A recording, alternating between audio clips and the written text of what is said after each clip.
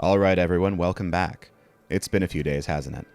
I'm sorry that I haven't been able to update this story as often as I'd like. A lot of that stemmed from my lack of editing software, which I now have, so I can update this whenever I feel like it, and it will be much more often. So I hope you all enjoy the latest part of I Think My Grandfather Might Be a Serial Killer.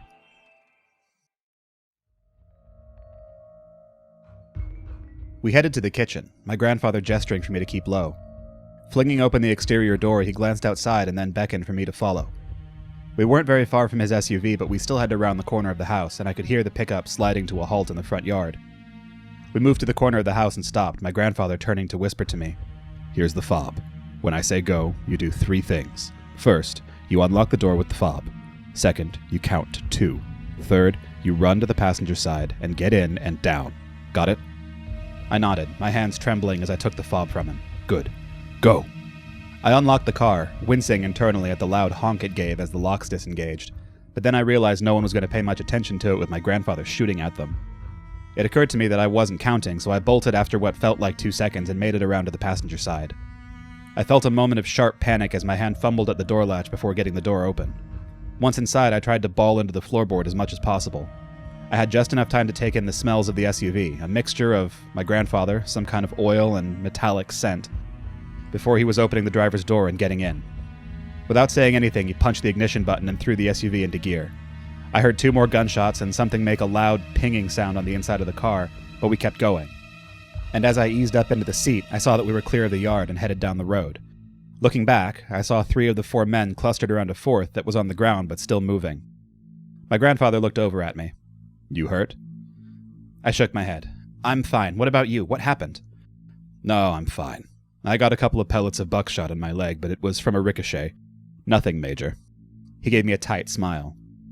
"As for what happened, I shot 2 of them. 1 in the arm and 1 in the leg. Can't risk killing them at your parents' house or anywhere they can be linked back to us." "What? Why? They already know who we are." He took a turn down a sandy dirt road and gave a shrug. "They do, but they're likely the only ones that do." Turning to glance behind my seat, he nodded to himself. "Look, while we talk, I need you to do a couple things. Grab the box of stuff behind your seat. You should also see a small blue bag behind mine. Get both of them up here with you if you can." I did as he asked, pulling a medium-sized cardboard box up to find it contained 6 glass jars with sealable lids. The jars were all full of nails and ball bearings. I thought about asking questions, but I knew there was no time. He would tell me what I needed to know. I found the blue bag where he said it would be. It contained a variety of items, and as I looked through them, he told me what to use. There were little rolls of taped-up face towels in the bags, and following his instructions, I unwrapped 3 of them to find small glass vials with rubber stoppers in the middle.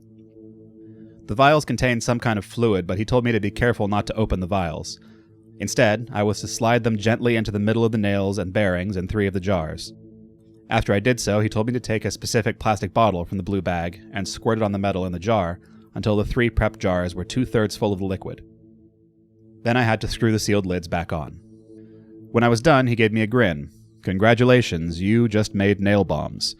Now be very careful with them. Don't drop one and try not to tip them over. We'll need them in a few minutes." His cautions made me feel queasy. "Why will we need them? Because you think they're going to track us down?" He nodded. "Oh yeah, they better. That's why I didn't try to kill any of them. These cultists, they're very dangerous, but sometimes they lose their stomach when they see a buddy get killed. Weekend warrior types, I guess. And we need them to follow us." He looked at the odometer. "We're about 10 miles away now. We need to be at least 10 more. Anyway, back to what I was explaining earlier. This cult, the House of the Claw. I didn't know they existed at first. Looking back on it, there were signs of their influence. That little boy that Salk picked up and killed, for instance. What was he doing out that late? And I learned later that he lived with his parents over 50 miles from where Salk snatched him. What are the odds of that happening? I can't prove it, but I suspect the house dropped him back there and had tipped off Salk as to where to look." His expression was growing angrier as he talked. "That's what those crazy bastards do. They help the outsiders, facilitate their plans, worship them. Not every outsider has cultists around them. In fact, only about 1 in 3 or 4 do, as best I can tell. But where the house does exist, they operate like some terrorist cells. There's usually 4 or 5 working together, and they don't know the identity of anyone else in the cult outside their cell. Of course, those higher up in the chain know who are in the cells, so they can send directives down as needed, but if a cell member gets caught, they can't give up their bosses or any details about the larger organization. It's clever in some ways, but has its flaws too. He looked over at me, his face stony. For instance, these men that are after us. They have no way of telling people outside of their group who we are, unless they get contacted by their bosses. That does happen periodically, but not often. So as long as the entire cell dies, our identities are safe. I felt my skin going cold. Even if we kill them, how will we know we got them all? He nodded. It's always a risk. But the most likely source of them finding out is a house member in the sheriff's office. If that person isn't among this group, we know there's likely another person. If they are, odds are good this is all of them, as they tend to do things as a full unit most of the time. There are no sure answers, though. We just have to do the best we can, be smarter and better than them. We drove on for a couple minutes in silence, and then he spoke again. Put your seatbelt on if you would. After I clicked it on, he continued. You good with all this? I know it's a lot. And I hate that you're at risk, especially not having signed up for it. Believe me, I know this is hard to adjust to. But this is as serious as it gets. He turned, studying me for a moment. Life or death. Good and evil, even. These are bad people that do terrible things, and they will torture and murder us if we don't get them first. I met his eyes. I believe you. I get it. I'm freaked out, but I get it, and I'm with you. Good, because I think this is a good spot. Hold on to those bombs. It's going to be bumpy. With that, he yanked the wheel to the left, and then back to the right, sending us down the sandy shoulder and into a stand of bushes. I held the box containing the jars in a death grip, my muscles tensing at every clink of glass. When we came to a stop, he smiled at me. Good job. Okay, let's go. Get out, and come around so I can show you something on this side, and then you'll come back and grab the 3 jars you prepped. I did as he asked, and when I reached his side of the SUV, I saw he had a long-bladed hunting knife in his hand. He pointed it at the tire as he talked. Now, as you may have figured out, we're trying to make it look like we wrecked. We took this sandy road because even if they're idiots, they should be able to track us on it. But just because they aren't all brilliant doesn't mean you should underestimate the least of them. And some of them are very capable. Either way, we need a visible reason why we would have wrecked here. He took the knife and slammed it into the crevice between 2 tire treads.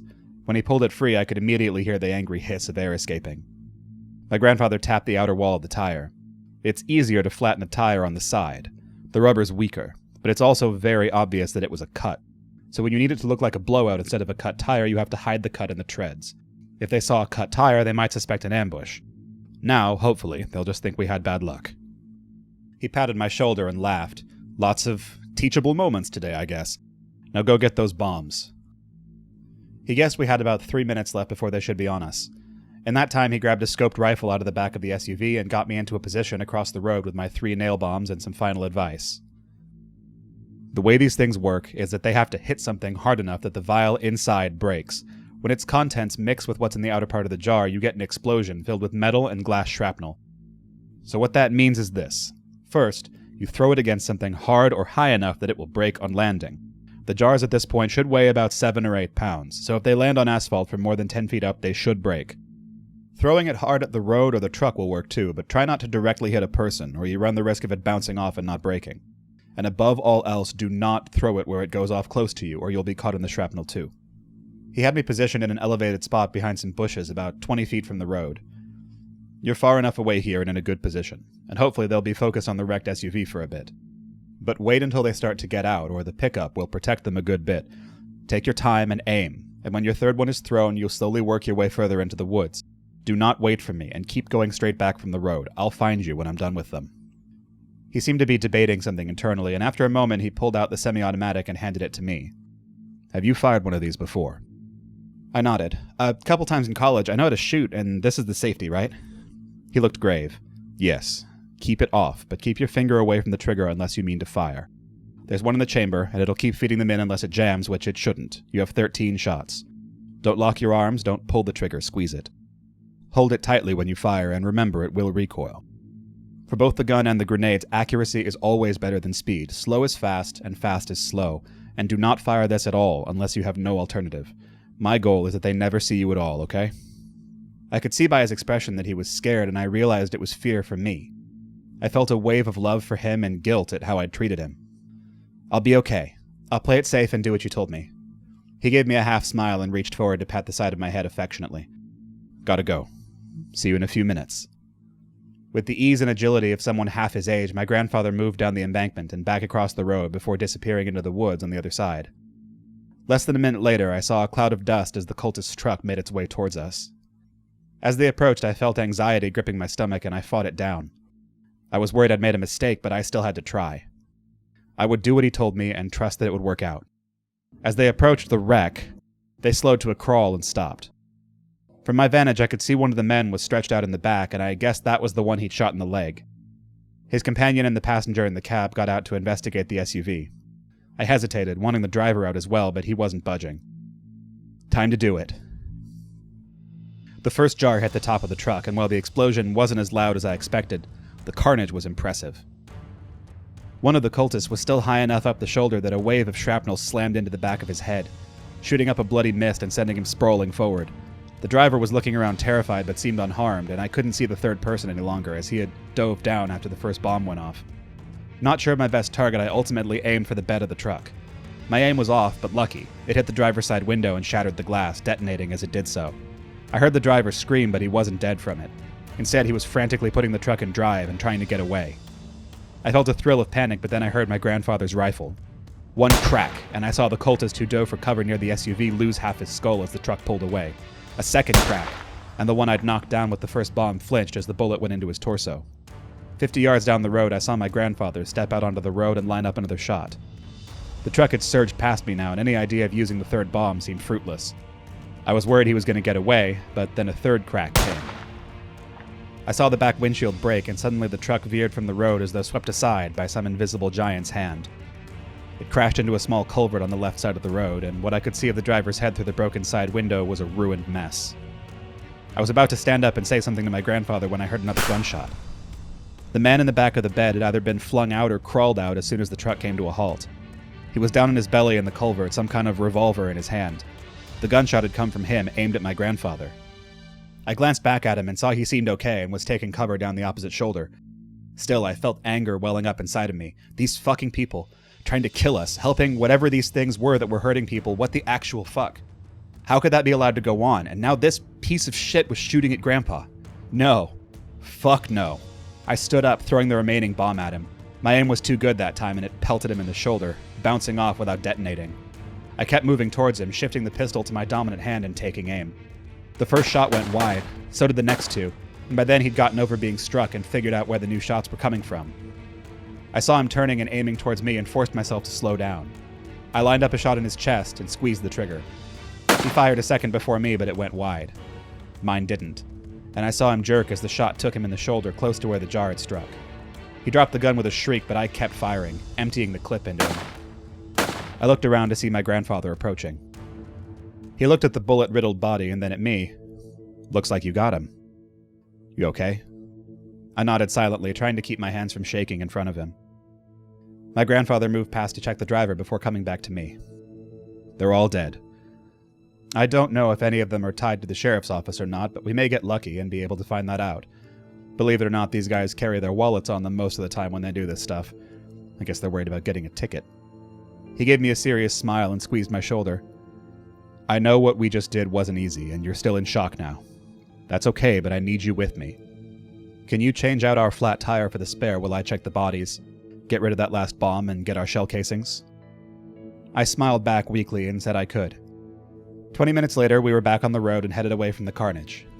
My grandfather had found wallets on 3 of the 4 men, and one of those men had an ID card identifying him as a dispatcher for the sheriff's office.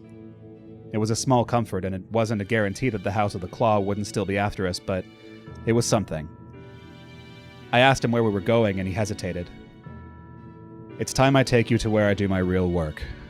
I need to tell you more, and there are things you need to see." He paused as though picking his next words carefully. "Some of it is going to be hard to hear and to look at. I think we may be past you not believing or trusting me, and that's great, but it also makes it harder when I have to show you things you aren't going to want to believe." I felt fear creeping back in, past the staticky shell of shock and adrenaline. "What do you mean?" Just that there's more to all of this, and it's a lot worse than just some random monsters occasionally killing people for fun, as though that wasn't bad enough. I'm not trying to spook you, just prepare you. For now, try to rest some, we've got a ways to go. What troubled me more than his words was the way he said them, and the haunted look in his eyes as he studied the road. For all that had happened, he'd never really seemed rattled or afraid aside from worrying about me. But whatever he was thinking about now, I could tell he was shaken. I don't know my grandfather well, but I know him much better now than I did a day ago. And whatever is able to truly worry or scare that man, well, it terrifies me.